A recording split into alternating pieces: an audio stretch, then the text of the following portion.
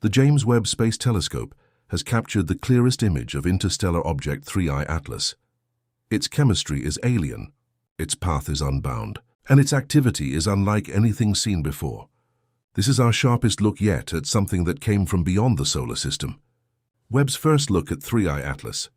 What we saw on August 6, 2025, the James Webb Space Telescope locked onto an interstellar object unlike anything seen before. 3I Atlas, captured using its near-infrared spectrograph NIR spec, Webb delivered not a blur, but a high-resolution image revealing a sharply defined nucleus enveloped in a coma rich with gas and dust.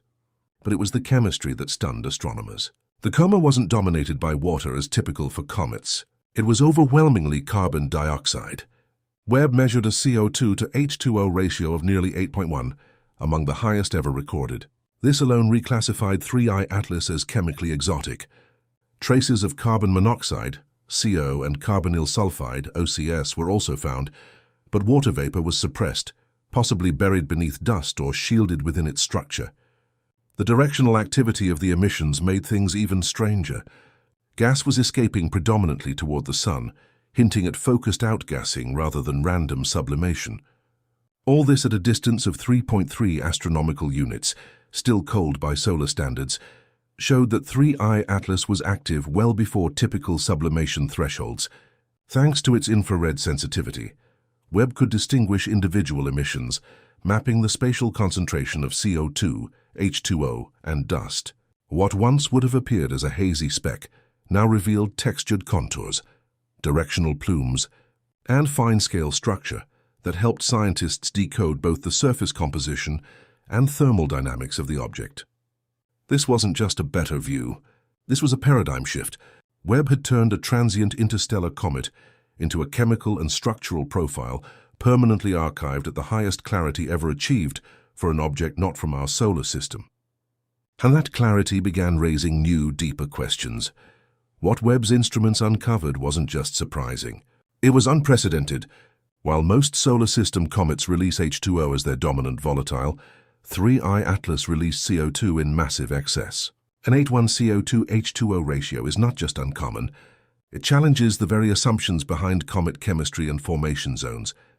This suggests 3I Atlas may have formed beyond the CO2 ice line in its home system, a region far colder than the ones that produce typical comets.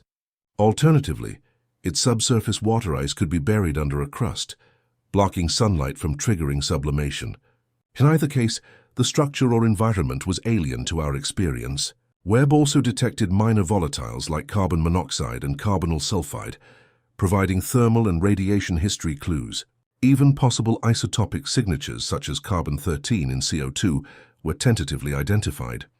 Though interpretation is complicated by dust interference, these spectral fingerprints were recorded at precise infrared wavelengths, 4.3 micrometers for CO2 and 2.7 micrometers for H2O. The instrument's resolution allowed astronomers to separate overlapping emissions and track outgassing jets in relation to nucleus orientation and solar angle. This helped them build models for thermal conductivity, layered sublimation, and even rotational dynamics.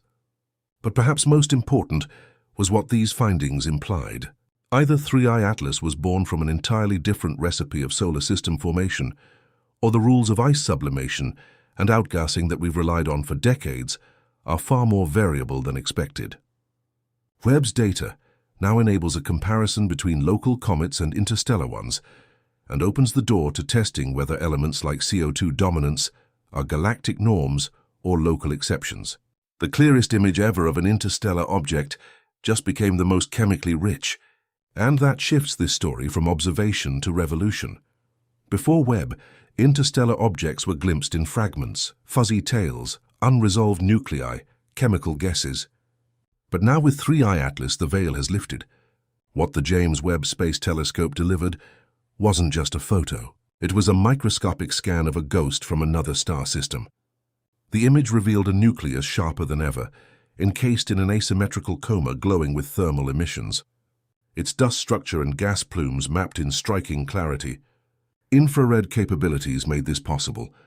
Unlike visible light telescopes, Webb peers into wavelengths that detect heat, molecular vibration, and chemical fingerprints. Its sensors picked up distinct zones within the coma, pockets where CO2 emission peaked, regions where dust was denser, and shadows where H2O trailed behind, all from over 3.3 astronomical units away. And at that distance, it's still cold. Too cold for standard comet models to fully explain such activity. What stunned researchers were the coma's asymmetries. Gas and dust weren't distributed uniformly. The side facing the sun showed bright plumes, while the opposite remained subdued. These irregularities weren't just aesthetic quirks. They hinted at an internal structure that varied dramatically, maybe even surface vents or compositional zoning deep within the nucleus. The boundary between nucleus and coma was also more defined than expected. Instead of blending gradually, Webb's resolution revealed a clear transition zone, likely shaped by localized sublimation or sudden exposure of volatiles. This structure challenged assumptions that coma formation is always gradual and symmetrical. Crucially, the signal-to-noise ratio remained high despite the faintness of the object and its great distance. That alone is a testament to Webb's engineering, and it ensured that even subtle fluctuations in brightness, spectral lines, and jet activity could be tracked with confidence. In practical terms, Webb turned what was once a mystery streak on a sky chart into a chemical map with measurable dimensions. And in doing so, it shifted the discussion from what is this thing to where did it come from, and why does it act so differently from everything we know? While its structure tells us what it's made of, its motion tells us where it doesn't belong. From the moment 3 Atlas entered detection range, it stood out, not because of brightness but because of its path. This was no looping comet bound to the sun. Its orbit was hyperbolic, its eccentricity well over 1, which means it's not part of our solar system, and never was. Traveling at over 130,000 mph, 3 Atlas is slicing through the solar system at an angle of just 5 degrees above the ecliptic plane, but moving retrograde against the direction of planetary motion. This specific trajectory is rare. Most interstellar objects arrive at steeper inclinations, diving in from above or below. But 3 Atlas approached almost edge-on, as if choosing a path that passes close to multiple planets, and it will. Its projected path takes it near Mars in October, skims past Venus, crosses near Earth's orbital plane, and then swings by Jupiter before being ejected back into deep space. That sequence of encounters, not impacting but aligning, is statistically improbable for a random object. It's not enough to prove intent, but it raises flags in orbital models. Simulations showed that the odds of an interstellar body passing that close to 3 major planets in a row by chance are less than 1 in 20,000, and the surprises didn't end with its course. As Webb tracked it, subtle deviations in its speed and direction began to emerge, shifts too smooth to be gravitational alone.